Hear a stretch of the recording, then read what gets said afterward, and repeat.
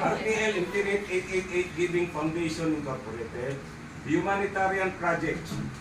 Ito po ay no fees to be collected and it is also a non-politics po ang samahan ng foundation ito. Sa pagkakaloob po ng humanitarian project, una po ang housing project. Sa housing project po, ito po ay merong up and down na bahay o housing. Konkreto po ito, wala po gagamiting yero, walang gagamiting kahoy, wala ding gagamiting hollow blocks.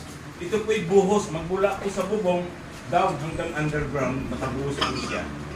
Ganun po siya.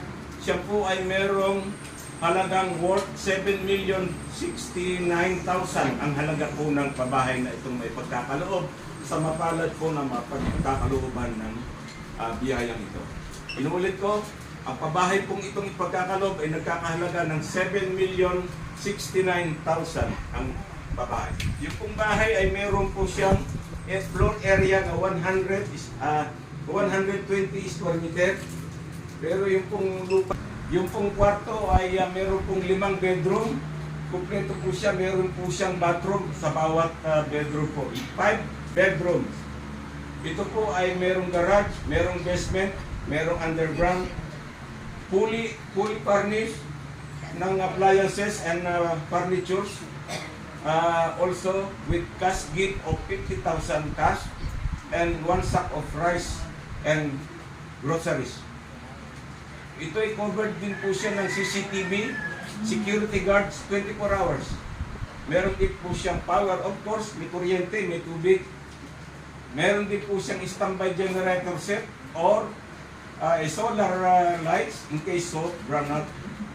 Meron din po siyang emergency push button, automatic, it just in case merong emergency, pipindot ka lang, sasagot na po doon sa pinaka-gate for emergency cases lamang po. Ito pong housing na sinasabi ay ito po transferable sa mga relatives.